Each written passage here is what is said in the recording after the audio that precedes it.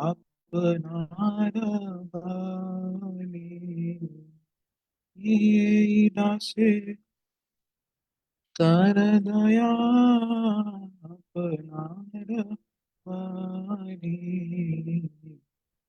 दीपार करुणा कर वैष्णव गोसाई पतित पावन दिन के नाम हरे हरे कृष्णा कृष्णा कृष्णा हरे हरे हरे राम राम हरे हरे हरे कृष्णा कृष्ण कृष्ण हरे हरे हरे राम राम हरे हरे जय वैष्णव ठाकुर जय वैष्णव ठाकुर वैष्णव ठाकुर जय वैष्णव ठाकुर जय वैष्णव ठाकुर जय वैष्णव ठाकुर वैष्णव ठाकुर जय वैष्णव हरि बोल हरि बोल हरि बोल निताय गौर हरि निताय गौर हरि बोल हरि बोल हरि बोल हरि बोल निताय गौर प्रेमानंदे हरि हरि बोल पतित पावन वैष्णव ठाकुर की जय। तो अभी हमने बड़ा सुंदर एक कीर्तन किया इसमें वैष्णवों की महिमा के विषय में बतलाया गया। बड़ा ही सुंदर कीर्तन कि उन्हीं की कृपा से जो है हम लोग क्या करते हैं, भजन कर पाते हैं। उनकी कृपा के बिना हम हमारी कोई भी गति नहीं है। बड़ा सुंदर ये कीर्तन। और अभी हम सभी प्रणाम मंत्र करते हैं। सभी मेरे पीछे पीछे। ओम अज्ञानतिमिरान्धस्य ज्ञानञ्जन शलाकया ॐ ज्ञानतिमिरान्धस्य ज्ञानाञ्जनशलाकया चक्षुरोन्मिलितं येन तस्मै श्रीगुरुवे नमः। चक्षुरुन्मिलितं येन तस्मै श्रीगुरवे नमः। गुरुवे गौरचन्द्राय राधिकाय तदालये गुरुवे गुरुवे गौरचन्द्राय गौरचन्द्राय राधिकाय तदालये तदालये कृष्णाय कृष्णभक्ताय तद्भक्ताय नमो नमः। कृष्णाय कृष्णाय कृष्णभक्ताय कृष्णभक्ताय तथभक्ताय नमो नमः। नेक्स्ट। हे कृष्ण करुणा सिंधु दीनबंधो जगतपते हे हे कृष्ण करुणा करुणा सिंधु सिंधु दीनबन्धो दीनबन्धु जगत्पते जगत्पते गोपेश गोपिका कांत राधा कांत नमोस्तुते।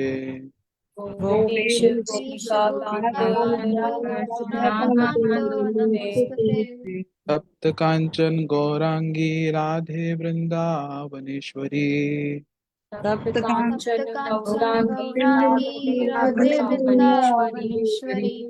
वृषभानुसुते देवी प्रणमामि हरिप्रिये। वृषभानुसुते वृषभानुसुते वृषभानुसुते देवी देवी देवी प्रणमामि प्रणमामि हरिप्रिये। हरिप्रिये। श्री कृष्णा चैतन्य प्रभु नित्यानंद श्री श्री कृष्ण कृष्ण कृष्ण कृष्ण चैतन्य चैतन्य चैतन्य प्रभु प्रभु प्रभु नित्यानंद नित्यानंद। नित्यानंद श्री अद्वैत गदाधर शिवसादि गौर भक्त वृंदा। श्री श्री अद्वैत अद्वैत गदाधर गदाधर शिवासादि शिवसादि गौर गौर भक्त भक्त वृंद। वृंद। हरे कृष्णा कृष्ण कृष्णा हरे हरे हरे हरे कृष्णा कृष्णा हरे कृष्ण कृष्णा कृष्ण कृष्ण हरे कृष्ण हरे। हरे हरे। हरे राम राम राम हरे हरे, हरे हरे राम राम हरे हरे राम राम राम राम राम राम हरे हरे हरे। हरे। सब म्यूट कर दीजिए।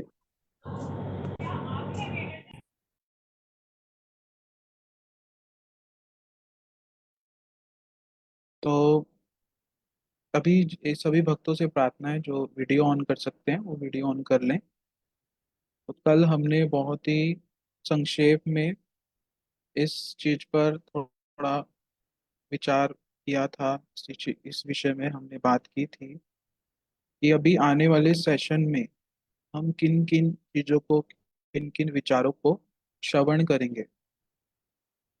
और ये भी हमने कहा था, हमने सुना था कि जो ये जो चीजें हैं, जैसे भगवान का अर्चन करना, भगवान को भोग लगाना, भगवान की आरती करना, भगवान के विग्रह का अभिषेक करना, दिखने में तो ये चीजें बहुत सामान्य जैसी लगती हैं, लेकिन उसके पीछे विशेष भावना जुड़ी होती है। उसका क्या अर्थ होता है, कैसे हमें इन सब चीजों को करना चाहिए। और हम लोग करते तो हैं, देखकर कुछ कुछ कर भी लेते हैं, लेकिन ठीक रूप से कैसे करना चाहिए, हमारे गुरुवर कैसे बतलाते हैं उस विचार को, उन्हीं सब चीजों को हम लोग अब ये जो सेशन है इसमें सीखेंगे। इसीलिए हमने इस सेशन का नाम रखा भक्ति सदाचार। और जैसे और भी चीजें हमने इसमें अभी हम धीरे धीरे आगे सीखेंगे, जैसे सेवा, नाम अपराध, सेवा अपराध, ये सब।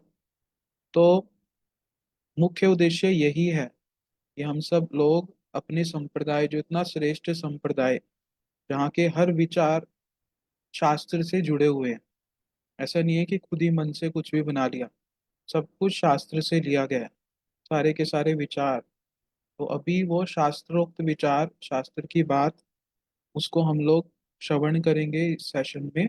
और आज से हम इसको शुरू कर रहे हैं और अच्छे स्तर से कि सब लोग, और सबसे प्रार्थना है, देखो इतनी मेहनत होती है इस सेशन के लिए, हम लोग पॉइंट्स सब करते हैं, तो आप हो सके तो साथ में कॉपी पेन लेके बैठें। और जो इम्पोर्टेंट चीज़ें, आप तो सारा ही इम्पोर्टेंट है, उसको साथ के साथ नोट करें। अगर आप साथ के साथ लिखेंगे चीज़ों को, विचारों को, तो क्या रहेगा, आपकी कंसंट्रेशन भी बनी रहेगी कि ये पॉइंट है, ऐसे है ना। तो इसलिए इसलिए यही कहूँगा कि आप लोग साथ के साथ जो है उसको नोट भी करते रहें, आपका ध्यान बना रहेगा। तो अभी इसी क्रम में हमारे साथ वासुदेव प्रभु जी हैं, श्री राधा माधव गौड़िया मठ से। तो हम सभी को आज की के विषय में श्रवण कराएंगे। हरे कृष्ण। हरे कृष्णा प्रभु जी, दंडवत प्रणाम। हरे कृष्णा। आवाज आ रही है? हाँ जी प्रभु जी। सर्वप्रथम मैं अपने गुरुपाद पद्म विष्णुपाद स्तोत्र शब्द श्रीमद भक्ति वेदांत सिद्धांति गोस्वामी महाराज जी के श्री चरण कमलों में कोटि कोटि दंडवत प्रणाम करता हूँ। तदुपरांत शिक्षा गुरु जी श्रीपाद माधव प्रिय प्रभु और परम गुरुदेव गुरु परंपरा के श्री चरण कमलों में मेरा कोटि कोटि दंडवत प्रणाम। आप सभी उपस्थित वैष्णवों के श्री चरणों में मेरा यथा योग्य प्रणाम। तो हम भक्ति सदाचार की क्लास को कल हमने श्रवण किया था कि भक्ति सदाचार होता क्या है, कैसे हमारे षड गोस्वामियों ने, महाप्रभु ने षड गोस्वामियों के माध्यम से इस वैष्णव सदाचार और भक्ति सदाचार का जगत में प्रचार करवाया। भक्तिमय जगत में जितने भी भक्त हैं उनके लिए ये जो नियम है षड गोस्वामी द्वारा लिखे गए शास्त्रों के माध्यम से, वो सबके लिए पालन करने योग्य है। सभी भक्तों को पालन करने का प्रयास करना चाहिए। एकदम से नहीं हो पाता तो धीरे धीरे करना चाहिए। तो इस प्रकार से आज हम सुनेंगे कि भोग जो हम ठाकुर जी को लगाते हैं वो क्या है, उसके विषय में थोड़ा हम श्रवण करेंगे।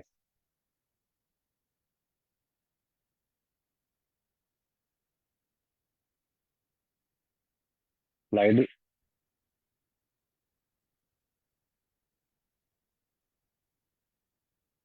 तो आप जैसे कि देख रहे हैं, हेडिंग है हमारी भोग और भोग्य। ये दो अलग अलग शब्द हैं।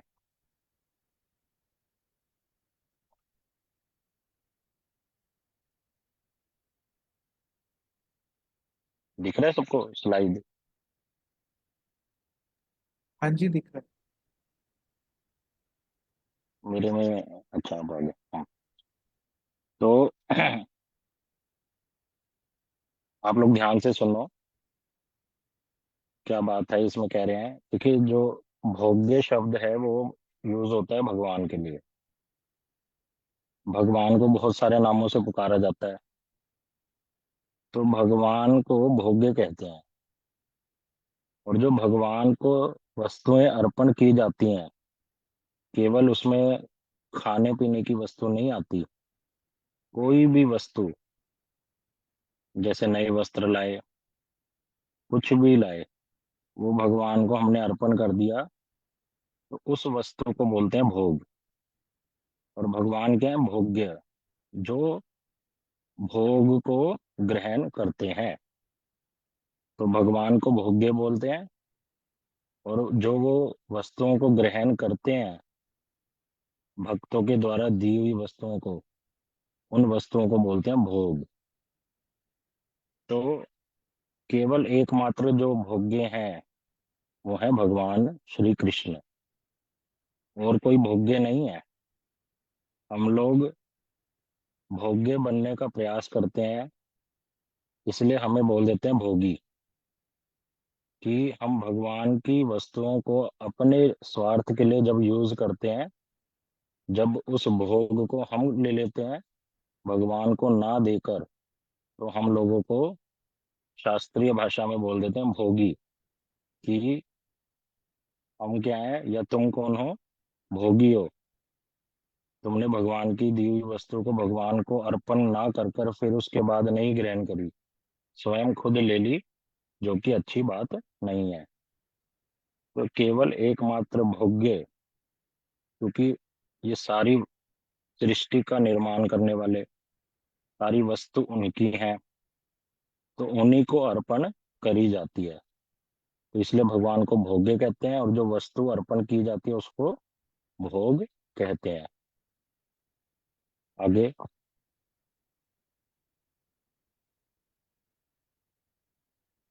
अब यहाँ पर जिस भोग को हम सीखने जा रहे हैं,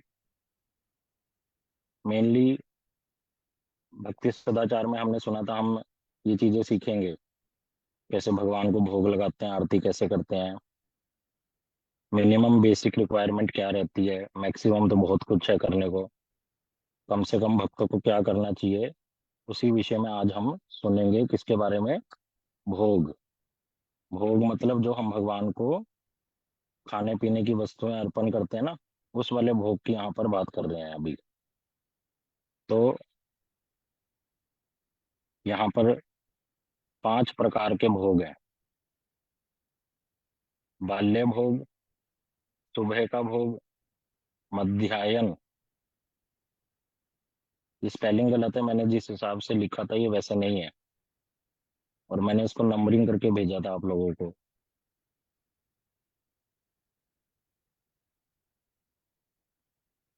नितिन प्रभु, हाँ जी। ये मैंने ना नंबरिंग करके भेजा था, इसको ठीक कर लेना, और इसकी स्पेलिंग गलत है। भक्तों ठीक। को, भक्त लोग गलत से नोट डाउन कर लेंगे। आधा हा आएगा, फिर ना पूरा आएगा। ध्यान नहीं दिया? मैं क्या प्रभु, मैं ध्यान रखूंगा। ध्यान रखना इन चीजों का। ठीक। कोई बात नहीं। बाल्य भोग, सुबह का भोग, फिर है मध्याह्न, आधा हा आएगा फिर पूरा ना आएगा। मध्याह्न भोग का मतलब क्या हो गया? ब्रैकेट में लिखा है दोपहर का भोग। फिर अपराह्न, इसमें भी आधा ह पहले आएगा, ना फिर बाद में, ब्रैकेट में आ जाएगा संध्या का भोग। और फिर रात्रि भोग। ये मुख्य हैं। चाहे पूरा दिन भोग लगाते रहो कितनी बार, भगवान को कोई प्रॉब्लम नहीं है। पर ये जो 5 मुख्य भोग हैं, कम से कम एक दीक्षित भक्त को घर में ठाकुर जी को अर्पण करने का प्रयास करना चाहिए। बाल्य भोग, सुबह का भोग, मध्याह्न भोग, अपराह्न भोग, रात्रि भोग। जिसमें से तीसरा जो है मध्याह्न भोग, उसको दोपहर के समय में अर्पण करते हैं। और अपराह्न भोग का मतलब होता है संध्या के समय जो अर्पण, शाम के समय जो करा जाता है। तो इसके बाद नेक्स्ट,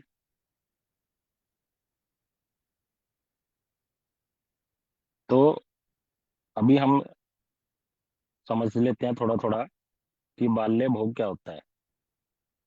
ये वो भोग होता है जिसमें ठाकुर जी को सुबह सुबह मंगल आरती के बाद, जस्ट आफ्टर मंगल आरती, उनको अर्पण किया जाता है। इसमें आप माखन मिश्री का भोग दे सकते हैं या कोई मिठाई का भी भोग लगा सकते हैं, कोई भी खुद घर पे बनाई हो, बाजार से लाई हो, इसमें कोई अंतर नहीं आता। तो माखन मिश्री या मिठाई का भोग सुबह ठाकुर जी को एक गिलास जल के साथ अर्पण करने को बाल्य भोग कहते हैं। फिर सुबह का भोग, बाल्य भोग तो हो गया मंगल आरती के बाद। दूसरा है सुबह का भोग। ये हमारे मंदिरों में 8 से 9 के बीच में, सुबह के 8 से 9 के बीच में दिया जाता है। तो इसमें किसी भी वस्तु का भोग लगा सकते हैं जो आप घर पे बनाते हैं। इसमें एग्जाम्पल के लिए हमने जैसे ऐसे लिख दिया, दलिया, खिचड़ी, पोहा, या कोई भी आइटम, पराठे, दही, जो भी आप लोग घर में बनाते हैं वो पहले ठाकुर जी को अर्पण होगा, उसको सुबह का भोग कह दिया जाता है। सुबह 8 से 9 के बीच में ये भगवान को हम अर्पण करते हैं। आगे चलो। फिर यहाँ भी स्पेलिंग गलत है, मध्याह्न भोग। तो ये मध्याह्न भोग जो है, ये दोपहर के समय 12, 12:30, 1, 1:30 बजे के करीब लगता है मंदिरों में। और इसमें कौन सी वस्तुओं को आप भोग लगा सकते हैं, जैसे चावल, दाल। दाल की स्पेलिंग गलत है, देखो, बहुत मिस्टेक है आज तो। किसने बनाया स्लाइड? तो वैभव प्रभु ने। देखो, आपको चेक करना चाहिए। सब लोग देख रहे हैं, कितना गलत बात है। इससे मेरा भी जो अटेंशन है वो डाइवर्ट हो रहा है सारा। तो अभी आप भक्त लोग सोच रहे होंगे डाल क्या है, पेड़ की डाल तो नहीं है। ये दाल लिखना चाहते थे यहाँ पे। तो कई भक्त होते हैं हमारे, बड़े दिमाग लगा लेते हैं कि एज इट इज कहा था जी, घोड़िया विज्ञान में लिखा था, चावल के बाद लिखा था दाल, तो पेड़ की डाल का भोग लगा दिया। नहीं नहीं, इन चीजों को ठीक करना, अभी लिख लो ये सारी चीजें।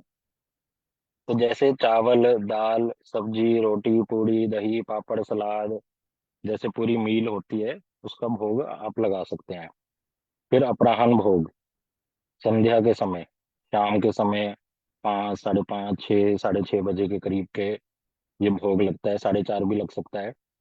इसमें विशेषकर मंदिरों में, मठों में फल का भोग लगाया जाता है। और जैसे आजकल गर्मियां चल रही हैं तो ठंडी कोई पीने की वस्तु, ठंडाई, सत्तू, कोई मिल्क शेक। और फिर सर्दियों में, जब सर्दियां आ जाएंगी, उस समय गर्म पीने की वस्तुएं, सूप, और बहुत सी, जैसे काढ़ा बनता है ना, ये सब ठाकुर जी को भोग लगाया जाता है। लेकिन विशेषकर इसमें फल का तो भोग लगाना ही होता है। ये आपके ऊपर डिपेंड करता है, एक फल का भोग लगाएं, दो का लगाएं, तीन का लगाएं। तीन मतलब 3 प्रकार के, 2 प्रकार के, जैसे सेब, सेब के साथ संतरे, संतरों के साथ सेब, संतरा, पपीता। ये आपकी इच्छा है कि आप कितना लगा सकते हैं। और फल का भोग जब देते हैं तो कभी भी ठाकुर जी को बीज या छिलका नहीं देते। छिलका उतार के जितना संभव हो सके फ्रूट्स का, और बीज निकाल कर। क्या कर रहे हो ये? कौन हैंडल कर रहा है ये? स्लाइड्स। सब गड़बड़ हो रहा है आज। कौन कर रहा है हैंडल? दीदी दीदी। जी मैं कर रही हूँ। क्यों? मैं अभी बोल रहा हूँ, आप क्या कर रहे हैं? ध्यान क्यों नहीं है आप लोगों का? मैं संभाल ले करूँ आगे से। कितना अटेंशन डाइवर्ट हो रहा है बार बार आज। आगे करो। पांचवा भोग दिन का जो होता है मंदिरों में जो लगाया जाता है उसको बोल रहे हैं रात्रि के समय जो भोग अर्पण किया जाता है रात के समय। इसमें भी आप कोई भी वस्तु का भोग लगा सकते हैं। जैसे यहाँ पे तो थाली बड़ी ज्यादा ही सजा के दिखा दी, जो कि ये दोपहर के समय दिखानी थी, इन्होंने रात के समय दिखा दी, क्योंकि हमारे इंडिया में रात को ज्यादा अच्छा खा लेते हैं। तो रात को ठाकुर जी को कोई भी चीज का भोग लग सकता है। दाल चावल सब्जी रोटी जो भी होता है, उसमें कोई विशेष कर अलग से कुछ नहीं है। लेकिन इसमें एक विशेष जो चीज है, आपको भगवान को एक गिलास दूध जरूर देना चाहिए। गर्म दूध या ठंडा भी हो सकता है, मोस्टली गर्म ही दिया जाता है। तो वो गिलास, एक गिलास दूध जो आपने भोग बनाया है, जो भी चीजें, उसके साथ जरूर देनी चाहिए। ये नियम है। तो इस प्रकार से आगे चलो।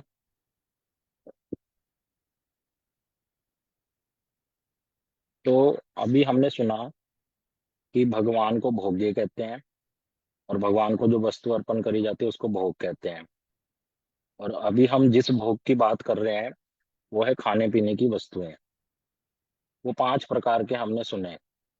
पहले सुना बाल्य, जो मंगल आरती के बाद लगाया जाता है, जिसमें माखन मिश्री हो तो वो लगाओ, अगर वो नहीं है तो किसी मिठाई का भोग लगाना चाहिए। और फिर दूसरा, सुबह के समय जो भोग दिया जाता है, सुबह 8 या 9 के बीच में, 7:30 8 9 के बीच में जो भोग दिया जाता है, उसमें कुछ भी आप बना सकते हैं भगवान के लिए। जो चीज आप लोग ग्रहण करते हैं उसको भोग लगाएं। तीसरा हमने सुना अपराह्न मध्याह्न भोग, मतलब जो दोपहर के समय 12 साढ़े 12 1 1:30 के बीच लगाया जाता है। उसमें अच्छे से ठाकुर जी को पकवान दिए जाते हैं। तो उसमें सारा कुछ वो बनाएगा जो आप बना सकते हैं। उसमें ये नियम नहीं है कि भाई इतना बना, मैंने तो एक एग्जांपल जैसे लिखकर बताया है। जरूरी नहीं है कि यही बनाना है। आप लोग जो बनाते हैं घरों में उसका भोग लगाएं। तो उतने बजे वो भोग लगता है। और फिर एक भोग लगता है अपराह्न, शाम के समय, संध्या के समय, जिसको जिसमें फल का भोग विशेषकर लगाया जाता है। और भक्त लोग, जैसे गर्मियां हैं आजकल, अक्षय तृतीया से 21 दिन के लिए आगे भी कंटिन्यू करते हैं। गर्मियों में ठंडी चीजें का भोग लगाते हैं, ठंडे फल, ठंडी पीने की वस्तु। और जब सर्दियां आ जाती हैं तो उस समय फल को फ्रिज से पहले ही बाहर निकाल देते हैं, ताकि ठाकुर जी को ठंडा फल ना दे भोग, बिना छिलके के, बिना बीज के। देखो, जो फल का भोग दिया जाता है ना, उसमें ये ध्यान देने वाली वस्तुएं हैं। उसमें छिलका नहीं होना चाहिए। ये नहीं कि संतरा रख दिया ठाकुर जी के आगे, खुद छील लेंगे और खुद बीज निकाल लेंगे। जब ये जो ठाकुर जी के लिए बता रहा हूँ ना मैं आपको, ये गुरु जी के लिए भी सेम अप्लाई होता है। और वैष्णवों के लिए भी, जब गुरु वैष्णव घर पे आते हैं, हमें उनको ऐसी वस्तु देनी चाहिए उनकी मेहनत ना हो। गुरु जी छील सकते हैं संतरा, ऐसा नहीं है कि नहीं छील सकते, लेकिन अच्छी बात नहीं है। उनके आगे अगर वो संतरा मांग रहे हैं या संतरा उनको पसंद है, संतरा उनके आगे रखा जाएगा, तो संतरे का सब पहले तो सबसे ऊपर का छिलका उतारेंगे। फिर जो संतरा है उसका रेशा भी उतारेंगे, सफेद कलर का। फिर उसके अंदर जो बीज है चाकू से निकाल कर बाहर फेंक देंगे। फिर गुरु जी को वो संतरा देंगे। सेब, सेब में भी ऐसे ही बीज निकाल के फेंक देंगे, बाहर का छिलका उतार देंगे, छोटे छोटे पीस काट के गुरु जी को देंगे, ठाकुर जी को भोग लगा देंगे। और पपीता तो सिंपल है, अनार के बीज निकाल के अच्छे से धोकर देना चाहिए। बीज नहीं, अनार के दाने निकाल कर। और और भी फल हैं। तो मतलब कहने का अर्थ है कि छिलका ये सब निकाल कर अर्पण करने का प्रयास करना चाहिए, और बीज नहीं होना चाहिए। तो इस प्रकार से भगवान को अर्पण करना चाहिए फल भोग। फिर उसके बाद हमने सुना रात्रि का भोग, रात के समय जब भोग देते हैं उसमें भी आप जो नॉर्मल चीजें बनाते हैं उनको ठाकुर जी को अर्पण कर सकते हैं। विशेषकर बस एक ये ऐड होना है उसमें कि एक गिलास दूध जरूर देना चाहिए भगवान को। ठीक है ना। तो इस प्रकार से ये बड़ा इजी है, ज्यादातर भक्त लोग करते ही हैं। बस जो एक दो चीजें शायद इसमें नहीं पता होंगी वो करना शुरू कर दें। फिर अब हम हेडिंग्स पढ़ रहे हैं कि यहाँ लिखा हेडिंग में भोग लगाने की विधि क्या है, कि भोग लगाया कैसे जाता है। कुछ भक्तों को शायद पता ही होगा, कुछ भक्तों को नहीं पता होगा, कुछ नए लोग हैं, तो उनके लिए यहाँ पे लिखा गया है। जैसे यहाँ पे क्या लिखा है, सभी वस्तुओं में तुलसी का पत्ता वो कैसा होना चाहिए, धुला हुआ देना आवश्यक है। तो ये पहला पॉइंट है, बड़ा मोस्ट इम्पोर्टेंट। भगवान को कोई भी वस्तु का जब आप भोग लगाते हैं तो उसमें जैसे यहाँ पे फोटो में दिखा रहे हैं, थाली में जितनी भी वस्तुएं हैं उन सब में एक एक तुलसी का पत्ता रखा गया है। तो घर में तुलसी का पौधा होना चाहिए, तुलसी का पौधा होगा तभी तुलसी के पत्ते डालोगे, है ना। कभी कभी प्रयास तो यही होना चाहिए जितनी वस्तुएं बनी हैं उसमें एक एक तुलसी का पत्ता दें। और तुलसी पत्ता जब देंगे उसमें भी नियम है। जैसे आपने दाल बनाई दोपहर में,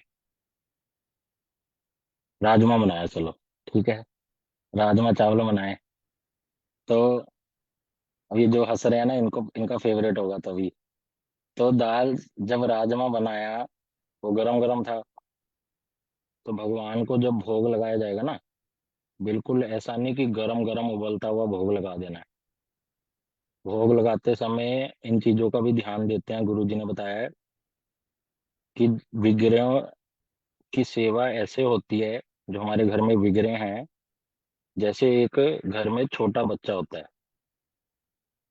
छोटे बच्चे को उसका पूरा ख्याल रखा जाता है गोद में, माँ उसका पूरा ध्यान रखती है, कब उसको दूध पिलाना है, कब उसके वस्त्र चेंज करने हैं कपड़े, कब उसको नहलाना धुलाना है, कब उसको दवाई देनी है, कब उसको सुलाना है।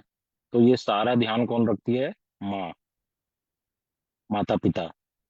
तो वो बच्चे को तो कुछ नहीं पता होता, माता उसी प्रकार से विग्रहों की सेवा एक छोटे बालक की तरह की जाती है, कि पूरा ध्यान रखकर, जैसे छोटे बालक को गरम गरम दूध तो नहीं पिलाया जाता एकदम से, थोड़ा कोसा कर दिया जाता है। तो उसी तरह से भगवान को जब भोग लगेगा तो कोसा, राजमा अगर बना है या दाल कोई बनी है तो वो एकदम से उबलता हुआ नहीं दे देना ठाकुर जी के सामने। और ऐसा भी नहीं होना चाहिए कि सर्दियों के समय में है तो बिल्कुल ही ठंडा करके दे दिया, वो बहुत ठंडा सा वस्तु है, ऐसे नहीं। तो अपने आप दिमाग लगा के, अब ये नहीं कि आइसक्रीम को थोड़ा पिघला के देंगे, भगवान को अच्छा लगेगा पिघली हुई खाएंगे, ऐसे वाला नहीं। आइसक्रीम को तो एज इट इज दे देंगे, ठीक है ना। तो वो खुद दिमाग भी लगा लेना, जो भगवान ने बुद्धि दी है ना उसको भी लगा लेना थोड़ा थोड़ा, कि कैसे भगवान को जो चीज है, मेन कहने का अर्थ है कि ध्यान पूर्वक, कि भगवान को हम अर्पण करने जा रहे हैं। और फिर जो तुलसी का पत्ता है वो गरम गरम वस्तु में कभी नहीं डालना चाहिए। तुलसी देवी है, तो उस जब वो वस्तु थोड़ी कोसी सी हो जाएगी, ठीक है ना ज्यादा गर्म ना ज्यादा ठंडी, तब तुलसी का पत्ता देकर थाली में अच्छे से सजाए लें वस्तु को। फिर उसमें एक एक पत्ता दे दें। अगर पत्ते बहुत सारे नहीं है, कम से कम एक थाली में एक दो पत्ते तो हों थाली के अंदर। कई घरों में ये प्रॉब्लम आ जाती है कि तुलसी के पौधे में पत्ते बहुत कम आते हैं, या कभी कभी तुलसी जी नहीं हो पाती। तो वो भक्त लोग क्या कर सकते हैं, एक तुलसी का पत्ता तो कम से कम थाली में रखें। और जब संभव हो तो सब वस्तुओं में एक एक तुलसी का पत्ता तो जरूर डालें। और जैसे वो मंजरियां होती है ना, कभी कभी तुलसी नहीं होती है, तो मंजरी के माध्यम से भी भोग लगाया जा सकता है, मंजरियों को डाल सकते हैं, ऊपर छोटी छोटी होती हैं तुलसी के पौधे में। और कभी का मैसेज आता है जब एकादशी का, तो उसमें ये लिखा होता है द्वादशी के दिन तुलसी को तोड़ना मना है। तुलसी चयन निषेध ये लिखा होता है संस्कृत भाषा में। तो वो समय हमें ध्यान से देखना चाहिए। जो समय मैसेज में आता है कि इतने बजे से इतने बजे तक तुलसी को नहीं तोड़ना, तो उस समय तुलसी नहीं तोड़नी चाहिए। बाय चांस आप भूल गए हैं सपोज तुलसी तोड़ना, और द्वादशी लग गई है, और आपको भोग भी लगाना है ठाकुर जी को, तो तब क्या करना चाहिए? गमले में कोई टूटा हुआ पत्ता पहले से पड़ा हो, इधर उधर गिरा हो, या मंजरी पड़ी हो, तो उससे भोग लगा देना चाहिए। लेकिन कोशिश करनी चाहिए द्वादशी पे जो समय हम भेजते हैं उस पे तुलसी नहीं तोड़नी चाहिए। मतलब तोड़नी ही नहीं है, कोशिश क्या, तोड़नी ही नहीं है। उस समय के बीच में तुलसी कभी नहीं तोड़नी, उससे पहले या बाद में तोड़ के रखें। तो ये भक्तों को भगवान की सेवा में ध्यान देना है कि तुलसी जी तो पहले से ही इकट्ठी करके रखो, तोड़कर उसको एक कंटेनर में रख सकते हैं। और तुलसी कैसे ऐसी डायरेक्ट तोड़कर दे देनी है? नहीं, तुलसी का पत्ता धुला हुआ, अच्छे से वॉश्ड होना चाहिए, उसमें मिट्टी मुट्टी नहीं होनी चाहिए। अच्छे से धोकर तब थाली में रखकर भगवान को भोग अर्पण करना चाहिए। यहाँ तक कुछ पूछना चाहे कोई, समझ ना आ रहा हो कुछ तो पूछ लो, नहीं तो हम आगे बढ़ेंगे। हरे कृष्णा प्रभु जी। कौन बोल रहे हैं? हरे कृष्णा। हाँ, प्रभु जी श्याम सुंदर दास। हाँ जी, हरे कृष्णा भाई जी। हरे कृष्णा प्रभु जी, ये दूध जो आपने बताया वो भैंस का भी चल सकता है, अमूल वाला, या फिर गाय का ही होना चाहिए? देखिए, गाय का हो तो बहुत अच्छा है। अगर आपको पॉसिबल ही नहीं है, गाय का नहीं मिल रहा है, तो भैंस का लगा दो। कोई ऐसी बड़ी बात नहीं, पैकेट वाला भी लग सकता है। कोशिश करना चाहिए गाय का हो तो अच्छी बात है। अच्छा क्वेश्चन है ये। जी प्रभु। गाय का दूध हो तो अच्छा है। नहीं होता, आपके पास है ही नहीं कोई साधन, तो दूसरे प्रकार के दूध का भी भोग लग सकता है, पैकेट वाले, भैंस का या कोई भी, ठीक है ना। इस प्रकार से कोई हार्ड एंड फास्ट रूल नहीं है इसमें, और प्रयास करना चाहिए गाय का। प्रभु जी और एक क्वेश्चन था, आपने जो बाल्य भोग बताया, तो हाँ जी। भगवान को जगाने के बाद मंगला आरती होती है, उसके बाद बाल्य भोग, फिर उनका स्नान होता है। तो प्रभु जी जनरली हमारा तो ऐसा होता है कि हम स्नान करके ही सब खाते हैं, तो फिर भगवान ऐसा मतलब मतलब भगवान तो कुछ भी कर सकते हैं, लेकिन फिर भी ऐसे। नहीं देखो, इस ये अभी आगे आएगा पॉइंट, अभी आपने पूछ लिया जो क्वेश्चन, ये अभी तो मैं बस आज समझा रहा हूँ, लेकिन इसके पीछे एक भावना छुपी हुई है ना। वो भावना क्या है? यशोदा मैया सुबह सुबह जब कृष्ण को उठाती हैं, उठाते समय ही, उनके उठते ही, जैसे ही वो बेड पे उठा रही होती है उनको, जैसे ही वो उठते हैं उनको पता है कृष्ण को कुछ ना कुछ भूख लगी है, उसको देना होगा। तो वो माखन का लोना या मिश्री उनके मुंह में दे देती हैं। तो उस भावना से हम भोग लगाते हैं ये वाला। तो अभी तो कृष्ण ने स्नान नहीं किया, कोई अलंकार धारण नहीं किए, समझ आया? जी प्रभु जी। तो ये जो भोग की, देखो हमारे मंदिरों में भक्तों ध्यान से सुनो सब, हमारे मंदिर में ये जो भोग लगाए जाते हैं, ये ऐसे नहीं है कि आपने इन नियमों में बिल्कुल बंद जाना है। इनके पीछे कोई ना कोई भावना छुपी है, तो उस भावना को भी बताएंगे हम आगे। लेकिन आज बस इतना ही समझा रहा हूँ क्या क्या होता है भोग, क्या होता है भोग, कैसे लगाते हैं, क्या क्या होता है, कितना बेसिक, मतलब एक भक्त को तो कम से कम करना चाहिए घर में। जो मंदिरों में तो और भी अच्छे से कठोर नियम होते हैं, लेकिन घरों में कैसे कर सकते हैं, उतना हम आज प्रयास कर रहे हैं समझने का।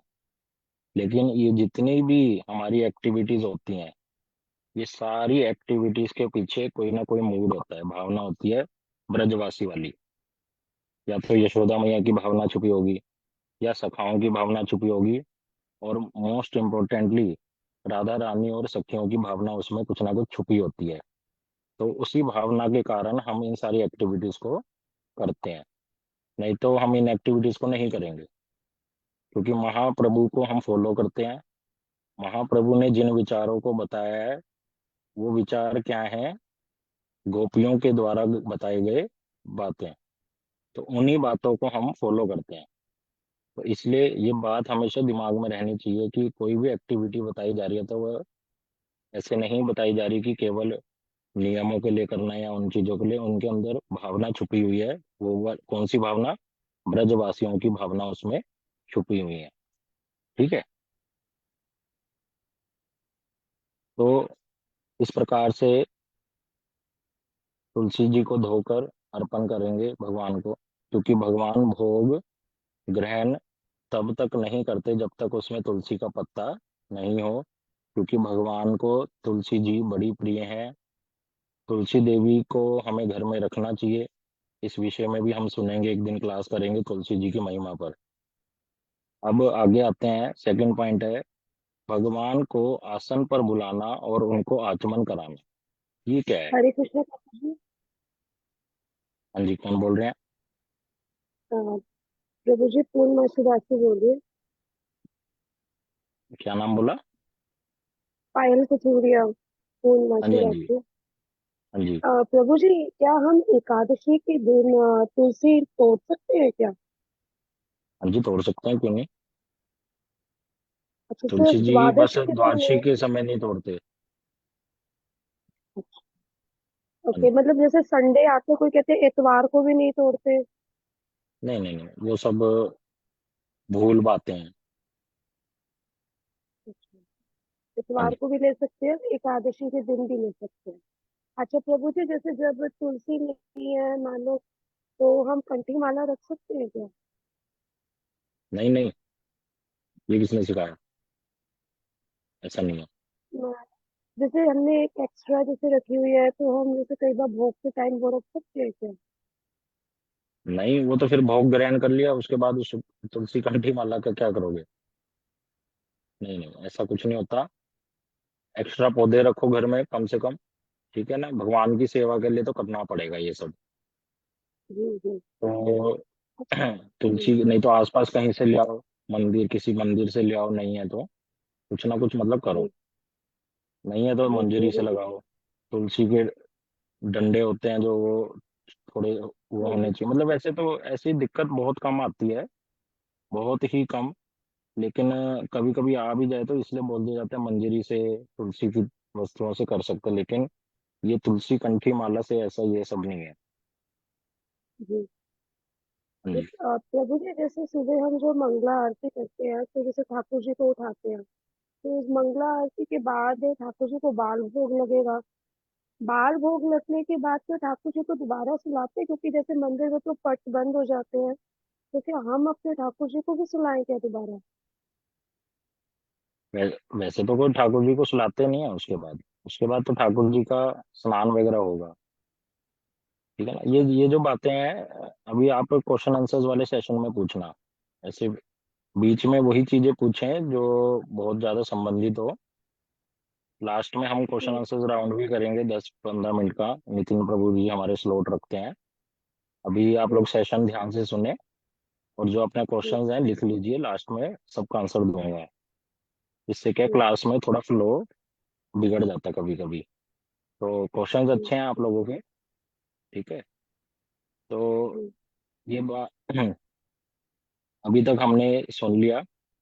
अब यहाँ पर लिखा है भगवान को आसन पर बुलाना और उनको आचमन कराना।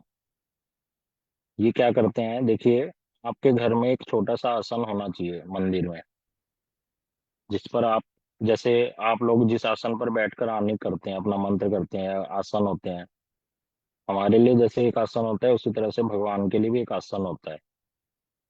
तो भगवान कहीं पर बैठकर प्रसाद भोग ग्रहण तो करेंगे, हैं ऐसे हवा में तो नहीं करेंगे खड़े होके। तो एक आसन होना चाहिए मंदिर में। और उस आसन वो साफ सुथरा होना चाहिए, बीच बीच में उसको साफ करते रहना चाहिए। उस आसन पर भगवान राधा कृष्ण को हृदय से बुलाना चाहिए कि आप आइए और इस पर बैठिए। और जैसी हृदय की भावना से वो बैठ गए, ठाकुर जी वहां पर अब आकर विराजित हो गए हैं, तो अगर आपके पास कोई फूल है तो वो फूल अर्पण कर दें पहले ही उस आसन पर कि भगवान आएंगे। नहीं है तो कोई बड़ा विशेष नहीं है, इसमें घबराने की बात नहीं है। सिंपल आसन हो, भगवान को बुलाएं और हृदय से ऐसी भावना रखें भगवान आकर बैठे हैं। अब भगवान आएंगे तो वंशी तो उनकी साइड में रखनी पड़ेगी, वंशी को हाथ में लेके तो खा नहीं पाएंगे। तो मंदिरों में क्या होता है, भगवान की वंशी, उनकी पगड़ी, थोड़े बहुत उनके अलंकार हटा दिए जाते हैं, ताकि भगवान जब भोग ग्रहण करेंगे तो उनको असुविधा ना हो। तो इस प्रकार का भी ध्यान रखें। तो आसन पर बिठाकर अब भगवान के क्या करवाएंगे, हाथ धुलवाएंगे हम, आचमन कराएंगे, उनका मुख धुलवाएंगे। तो एक आचमन पात्र, जैसे आप इस फोटो में देख रहे हैं, ऐसा कुछ संभव हो तो रख लें अपने घर में, नहीं तो कुछ और लोटा भी रख सकते हैं। और एक भावना से एक चम्मच पानी लीजिए और भगवान की ओर देखते हुए, जैसे कि आप उनके हाथों को धुला रहे हैं, उनके मुख को धुला रहे हैं, ऐसी भावना रखकर उस जल को थोड़ा साइड में फेंक दें। दूसरा बर्तन भी रख सकते हैं जिसमें ये जल फेंकेंगे आप। इसी प्रकार से आप 2 या 3 बारी कर सकते हैं। और फिर एक साफ सुथरा कपड़ा भी रखना चाहिए ठाकुर जी के हाथ पोंछने के लिए, और उनका मुख जब वो पोंछेंगे तो पहले जब आप उनको आसन पर बुलाएंगे, उनके हाथ मुख धुलवाएंगे, तो उनके हाथ मुंह आप कपड़े से पोंछेंगे। तो इस प्रकार से ऐसे करना चाहिए अगर कर सकते हैं। तब फिर मन में भावना क्या होनी चाहिए, अब भगवान इस भोग को ग्रहण करें, ये प्रार्थना हम करेंगे। और जब भोग निवेदन करेंगे तो एक विशेष चीज हमारे पास होनी चाहिए मंदिर में, वो है घंटी। भगवान को भोग निवेदन करते समय घंटी बजानी है। वो छोटी सी आती है घंटी, मंदिर में रखें, सभी मंदिरों में होती भी है। तो अपने उल्टे हाथ में वो घंटी रखें और भगवान को भोग लगाया जाएगा। अब भोग कैसे लगाया जाएगा, तो ये दीक्षित भक्तों के लिए बता रहा हूँ मैं। अदीक्षित जो दीक्षा नहीं लिए हैं उनके लिए भी बताएंगे अभी। तो जिनकी दीक्षा मंत्र मिल गए हैं गुरु जी द्वारा, तो उसमें एक मंत्र होता है जिसका नाम होता है गोपाल मंत्र, उसको कृष्ण मंत्र भी बोलते हैं। उस मंत्र को 10 बार जप कीजिए। और वो जप कैसे करना है, जप ऐसे करना है, जब हम अ, अपने मंत्र करते हैं तब तो हम ऐसे, ये सबको पता है पोजीशन, है ना। तो उसको हृदय के पास रख लेते हैं, ठीक है, ये हाथ को हृदय के पास रख लेते हैं। लेकिन अब क्या करना है, जो थाली आपने सजाई है उसके ऊपर ऐसे कवर करके मंत्र बोलना है 10 बारी। तो उस 10 बारी मंत्र से गुरु जी बताते हैं कि ये गोपाल मंत्र इतना शक्तिशाली है कि भगवान को ना चाहकर भी हमारे दी गई वस्तु को ग्रहण करना ही पड़ता है। तो ये इतना शक्तिशाली मंत्र है, कोई छोटा मोटा मंत्र नहीं है ये। इसी से भगवान को भोग लगाया जाता है। और फिर जब ये 10 बारी आप मंत्र बोल देंगे, बाद में महामंत्र बोलिए। और फिर उसके बाद नेक्स्ट स्लाइड।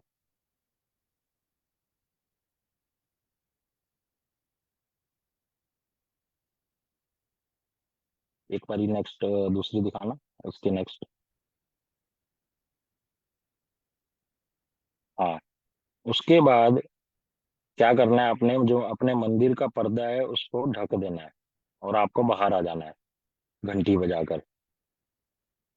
अब जैसे कि हम लोग प्रसाद जब ग्रहण करते हैं तो 15 से 20 मिनट तो लगते हैं कम से कम। उसी तरह से 15 से 20 मिनट या 10 से 15 मिनट बाहर रुके जब तक भगवान भोग ग्रहण कर रहे हैं। फिर आप जब अंदर भोग को उठाने जाएंगे मंदिर में, तो अंदर जाने की भी एक विधि है। पर्दे के बाहर से 3 बारी ताली बजानी चाहिए। ये 3 बारी ताली बजाने का अर्थ क्या है, कि भगवान, मैं अंदर आ रहा हूँ, उनको इशारा कर रहे हैं हम। तो हम अंदर जाते हैं, जैसे किसी के कमरे में जाना तो नॉक करते हैं ना, तो ये उसी प्रकार से है, एक एटिकेट है, सदाचार है। तो भगवान के हम मंदिर में जाएंगे। फिर अब क्या करेंगे, भगवान ने भोग ग्रहण कर लिया और तो भगवान के अब क्या कर देंगे, हम हाथ द्वारा से धुलवा देंगे और उनका मुख भी आचमन पात्र से धुला देंगे और उनके फिर हाथ पहुंच देंगे। और फिर हम भगवान से प्रार्थना करेंगे कि आप अपना आसन ग्रहण कीजिए। फिर भगवान को मुरली, ये उनके अलंकार जो उतारे थे, उनकी पगड़ी, वो वापस से उनको अर्पण कर देंगे। इस प्रकार से ये भोग लगाने की विधि है। इससे ऊपर वाली स्लाइड दिखाओ, पहले वाली। अब अभी तो मैंने बताया था दीक्षित भक्तों के लिए। अब कुछ भक्त हैं जिनकी अभी दीक्षा नहीं हुई, तो वो ये वाला मंत्र लिख लें। इससे भी भोग लगाया जाता है, इस्कॉन मंदिरों में ये बताया जाता है। नमो ब्रह्मण्य देवाय गो ब्राह्मण हिताय च जगत हिताय कृष्णाय गोविंदाय नमो नमः। इसका अर्थ यहाँ पे लिख दिया है। इसमें भगवान कृष्ण से ही प्रार्थना कर रहे हैं कि आप कौन है, आप सभी ब्राह्मणों में श्रेष्ठ हैं। आप गो और ब्राह्मण के क्या करते हैं, गैयाओं का, ब्राह्मण का, जितने भी ग्वाल बाल हैं, गोपियां हैं, उनकी क्या करते हैं, रक्षा करते हैं। उनके हित के बारे में सोचते हैं, पूरे जगत के हित के बारे में सोचते हैं। हे कृष्ण गोविंद, मैं आपको नमस्कार करता हूँ। तो इस प्रकार की भावना से भगवान को भोग लगा सकते हैं। 10 बारी इस मंत्र को बोल लें, 3 बारी, 10 बारी, जितनी बार बोल सकते हैं। और फिर महामंत्र का जो, देखिए महामंत्र को मत भूलिए, हर चीज में महामंत्र पर जरूर जोड़ के चलना। बिना महामंत्र के कुछ नहीं होगा। तो महामंत्र का जप करते करते जो लोग दीक्षित नहीं है, इस प्रकार से वो लोग भोग लगा सकते हैं। आगे चलो। भोग निवेदन करते समय क्या भावना रहनी चाहिए?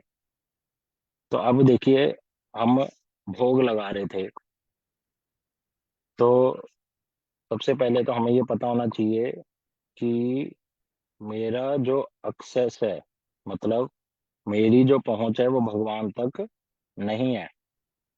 समझ रहे हो? मेरी पहुंच भगवान तक नहीं है, क्योंकि मेरी इंद्रियां क्या है, वो क्या है, जड़ीय, मेटीरियल वर्ल्ड से रिलेटेड है, स्पिरिचुअल वर्ल्ड से रिलेटेड नहीं, आध्यात्मिक जगत से रिलेटेड नहीं है अभी। तो मैं अगर ये भावना रखूंगा कि मैं जो वस्तु भगवान को दूंगा वो लेंगे ही, तो ये मूर्खता का विषय हो जाएगा हमारे लिए। तो उसमें भावना क्या रहेगी, जिस समय आप भोग लगा रहे होंगे उस समय अपने गुरु जी को ध्यान करना है, अपने अपने गुरु जी का। और फिर क्या भावना रखनी है कि हे गुरुदेव, आप ही राधा कृष्ण को भोग लगा सकते हैं, उनको वस्तु अर्पण कर सकते हैं। तो आप उस वस्तु को अर्पण कीजिए, क्योंकि गुरु जी कौन है, भगवान के भक्त हैं। और भगवान ने गीता में बोला है कि मैं केवल भक्तों के हाथों से ही लेता हूँ, जो शुद्ध भक्त है मेरे, जो मेरे हृदय में रहते हैं। तो हमारे लिए तो सर्वश्रेष्ठ भक्त कौन है, हमारे गुरु जी।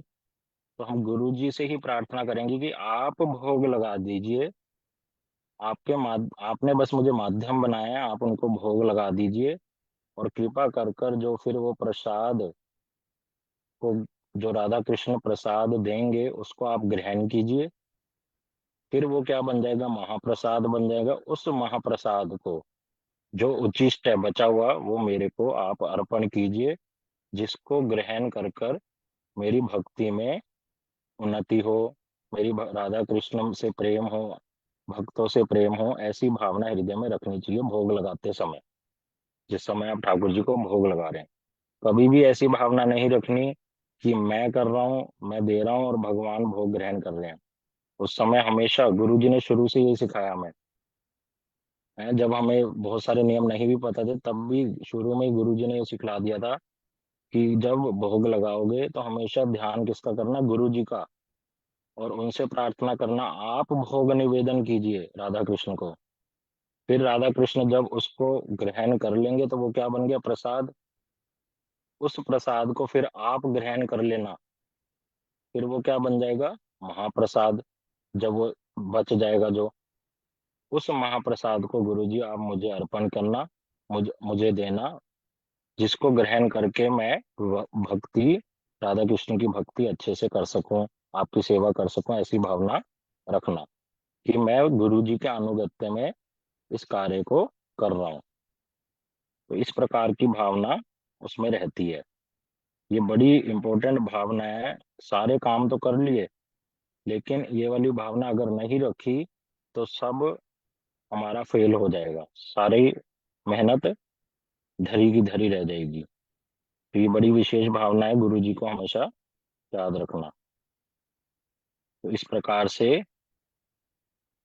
आ, भगवान को भोग लगाया जाता है। ये बड़ा बेसिक सा है, कम से कम ये तो करना चाहिए सभी भक्तों को अपने घर में। इसमें बहुत सारे नियम नहीं बताए। अगर कुछ भक्तों की इच्छा होती है कि नहीं, मैं और भी नियमों को पालन कर सकता हूँ, तो एक हमारा ग्रंथ है अर्चन दीपिका, उस ग्रंथ को अच्छे से पढ़ लें। उसमें और भी बहुत सारी बातें बताई हैं, लेकिन जो आज बात हमने श्रवण की है, ये है बेसिक। मतलब कम से कम तो इतना करने का प्रयास भक्तों को करना चाहिए। और अगर भक्त कहते हैं नहीं हमारे लिए बहुत कठिन है ये सब करना, 5 बारी भोग लगाना, तो कम से कम तो बोला गया 3 बारी तो भोग लगाना ही चाहिए, सुबह दोपहर और रात को। उससे कम, उससे कम में बात नहीं चलेगी। और ये जो सबसे सुबह वाला है और जो फल का भोग है, तो बहुत इजी है, ये तो बहुत बड़ा टास्क नहीं है। लेकिन कुछ भक्त को लगता है कि नहीं हो पाएगा, तो उनके लिए कम से कम तो 3 बारी भगवान को भोग लगाने का प्रयास कीजिए। तो ये आज हमने सुना। तो आज हमने विशेषकर यही सब कुछ सुना कि भगवान को भोगे कहते हैं, भगवान को जो वस्तु अर्पण करी जाती है उसको भोग कहते हैं। भोग कुछ भी हो सकता है, लेकिन हम आज जिस बारे में सुन रहे थे वो था जो खाने पीने की वस्तुएं मंदिर में भगवान को दी जाती है, उस प्रकार के भोग की हम बात कर रहे थे। उसमें 5 प्रकार के सुने हमने, विशेषकर जो मुख्य हैं। बाल्य, जो सुबह सुबह भगवान को मंगल आरती के बाद मक्खन मिश्री या मिठाई का। फिर हमने सुना सुबह भोग लगता है, फिर दोपहर में लगता है, फिर संध्या में लगता है, फिर रात्रि को लगता है। इस प्रकार से हमने सुना। रात्रि वाले में हमने सुना था दूध देना चाहिए कम से कम, और संध्या वाले में सुना था कि फल का भोग देना चाहिए, है ना। ये सब हमने सुना था। और पानी का गिलास भी देना है ठाकुर जी को, यानी केवल पानी के बिना, पानी के बिना भोग नहीं लगाना, पानी का गिलास जरूर देना है ठाकुर जी को। जैसे सर्दियों में थोड़ा कोसा करके दें, गर्मियों में ठंडा गिलास का पानी दें, इन चीजों का ध्यान रखना है। और हर भोग की वस्तु में तुलसी का पत्ता धोकर देना है। और क्या करना है, भगवान को आसन पर बुलाना है, एक आसन रख होना चाहिए, और भगवान के हाथ मुख धुलाने हैं, उनको फिर पहुंचना है। और फिर भोग निवेदन जब करोगे तो घंटी बजानी है। ये सारा कुछ भगवान ने बताया है, उसके बिना भगवान ग्रहण नहीं करते। फिर उसके बाद थाली के ऊपर 10 बारी गोपाल मंत्र और महामंत्र का जप करें। और जो अदीक्षित है उनके लिए भी हमने यहाँ बता दिया, अभी ग्रुप में भी भेज देंगे कि कौन सा मंत्र पढ़ना है। नमो ब्रह्मण्य देवाय गो ब्राह्मण हिताय च जगत हिताय कृष्णाय गोविंदाय नमो नमः, और महामंत्र का जप कीजिए। फिर 15-20 मिनट ठाकुर जी को भोग लगने दीजिए, मंदिर का पर्दा बंद कर दीजिए। फिर बाहर आ जाइए। बाहर आकर क्या करना है, हंसी मजाक नहीं करना।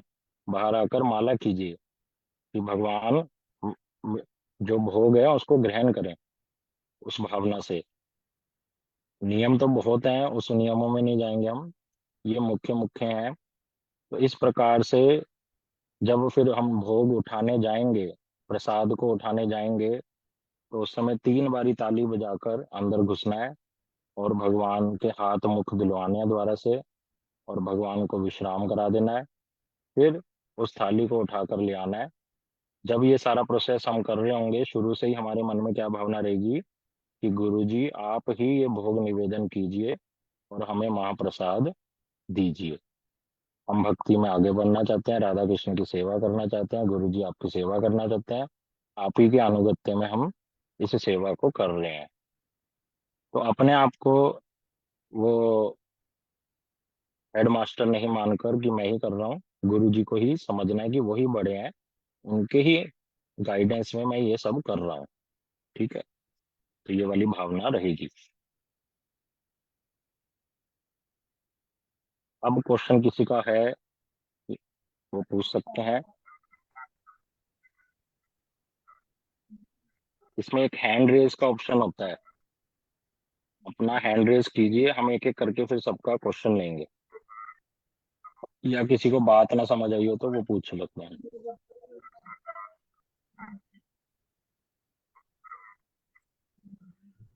कि किसी ने अनम्यूट कर लिया है, प्लीज म्यूट रखिए और हैंड रेज कीजिए। हाँ नितिन प्रभु, आप एक एक करके क्वेश्चन लीजिए। सीमा माता जी, आप हाँ जी, हरे कृष्ण प्रभु जी, आप सभी को। ये मेरा ये एक डाउट है, जैसे हमने आह्वान करना है ना, जिस वक्त हम भगवान को ये करेंगे कि हम भोग के लिए, तो ये हमें गुरु जी को हमने उसी टाइम अपने उसमें ले लेना ना, कि गुरु जी ही कर रहे हैं सारा कुछ। बताओ आप नितिन प्रभु। एक बार रिपीट करना। जैसे हम स्टार्टिंग में ना भोग की थाली लेके जाएंगे और भगवान को आचमन कराने के लिए हम भगवान के लिए आसन बिछा रहे हैं जिस वक्त, हम्म। तो हमने उसी टाइम इमेजिन करना है ना गुरु जी ही कर रहे हैं सब कुछ। हाँ जी, जो जैसे तो होगी नहीं, जो भी हम सेवा करते हैं भगवान की, चाहे हरि नाम सेवा भी, म्यूट कर दीजिए अनुराधा दासी जो ऐसा कुछ।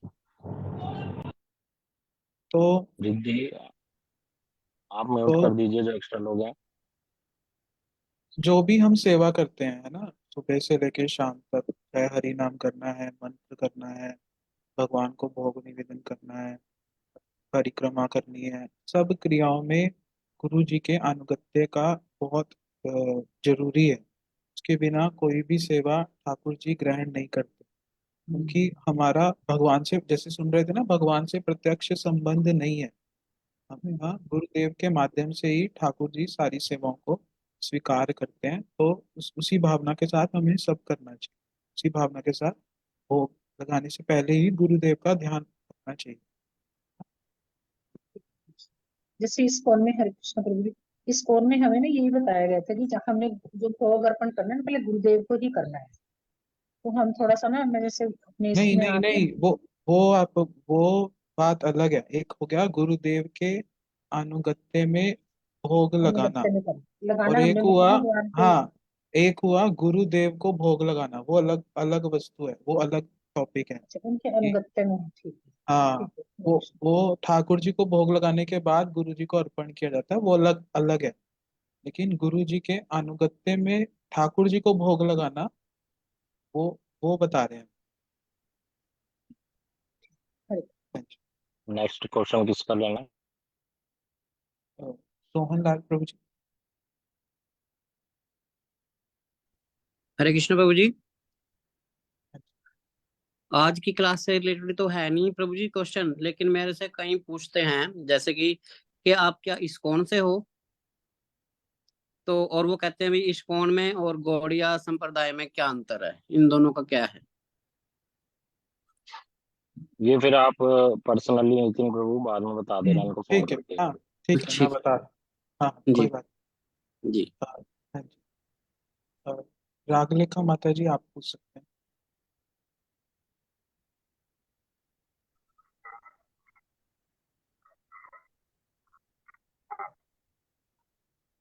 आपकी आवाज आवाज नहीं नहीं आ आ रही।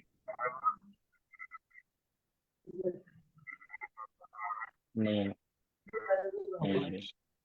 आवाज। श्याम सुंदर प्रभु जी इतने आप पूछिए। हाँ हाँ, आप पूछिए।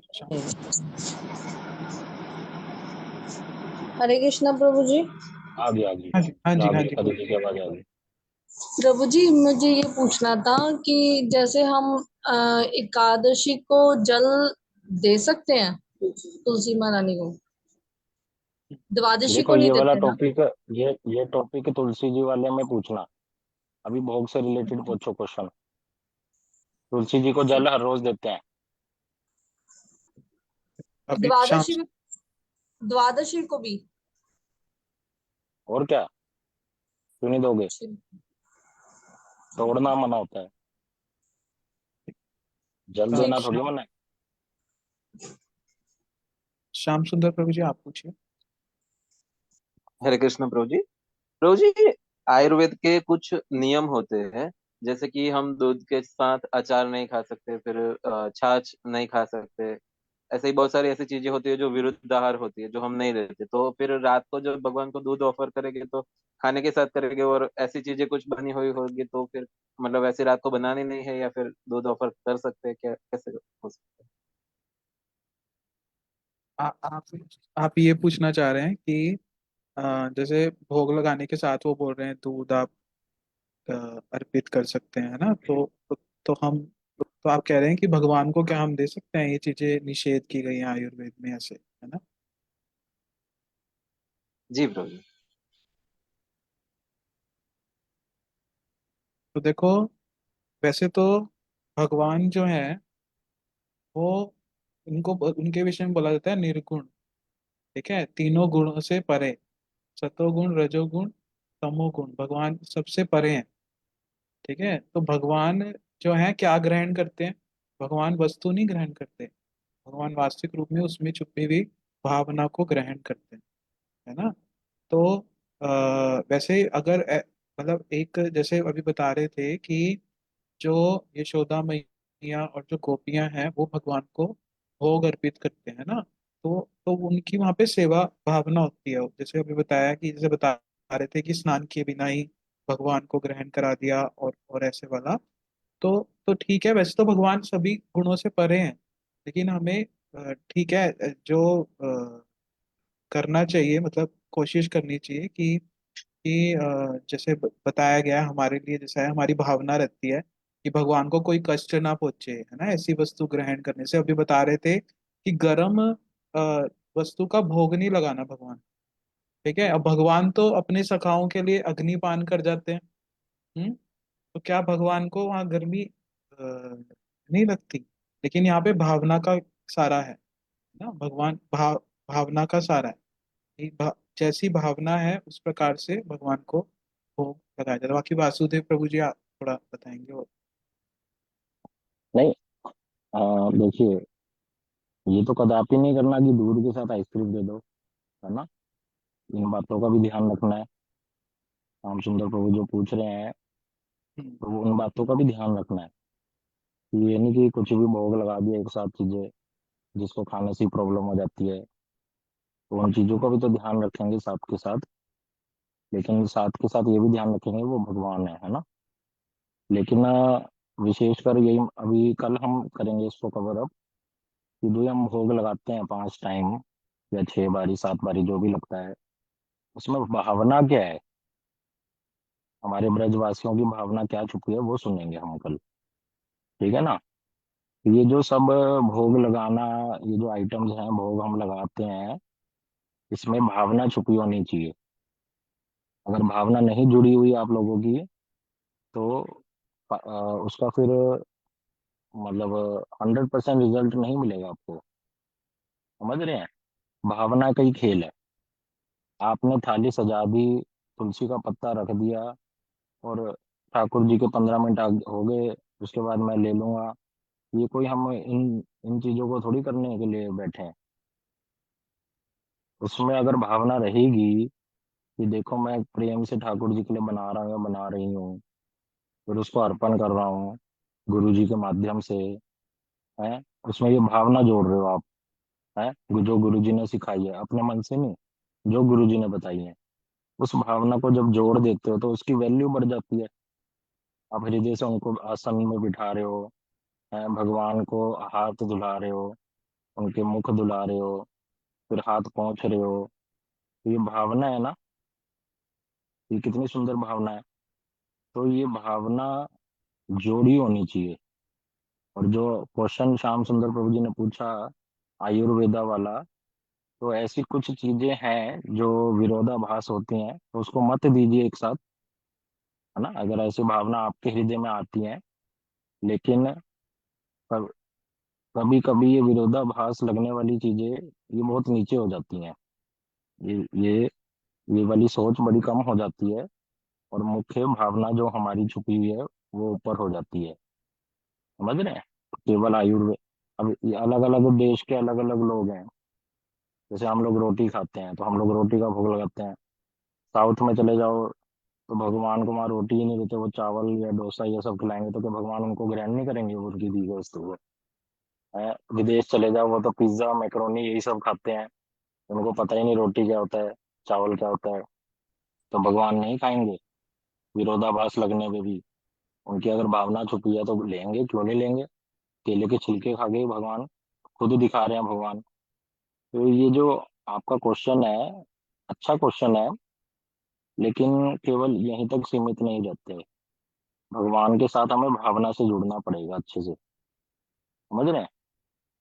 तो ये जो आज हमने नियम थोड़े थोड़े सुने, इनको फॉलो करने का प्रयास कीजिए, लेकिन साथ के साथ भावना भी रखिए। समझ आया श्याम सुंदर प्रभु? जी प्रभु जी, धन्यवाद प्रभु जी। हाँ, ठीक है नितिन प्रभु, फिर है ना? ठीक ठीक है, बस 2 मिनट में एक चीज बोलना था, कि आज से रिलेटेड ही है। बस 2 मिनट लूंगा, समय हो गया है। कि जैसे हम लोग सुन रहे थे कि भगवान को जैसे इतनी इतनी श्रेष्ठ बात की भोग लगाना, और ये कि भगवान को जैसे गर्म वस्तु का भोग ना लगाना। तो हम लोग सुनते हैं मतलब इसको कि एक समय नरसिंह भगवान के विग्रह, मायापुर में नरसिंह भगवान के विग्रह, उनको गरम गरम दूध का भोग लगा दिया पुजारी ने। तो वहां पर क्या हो गया, वो सारा का सारा जैसे ही पर्दा किया, तो भगवान नरसिंह वहां से क्या हो गया, वो कटोरा पूरा गिर गया। तो सब कहने लगे भाई ऐसे क्यों हुआ, ऐसा क्या कारण है। तो सबने, किसी ने कहा बिल्ली चली गई होगी, या कोई कुछ हो गया होगा, गिर गया होगा। बोले नहीं, रोज ही ऐसे लगाते हैं। तो वहां पर स्वप्न में फिर नरसिंह भगवान आते हैं, बोलते हैं, दिन रोज तो तुम बड़े अच्छे से भोग लगाते हो, लेकिन आज तुमने क्या किया, मुझे गरम गरम दूध का भोग लगा दिया। तो कहने का अर्थ क्या, भगवान उस भावना को ग्रहण करते हैं। ये स्वयं, ये ऐसे कोई मन से बनाया हुआ नहीं है, स्वयं भगवान बतलाते हैं इस बात।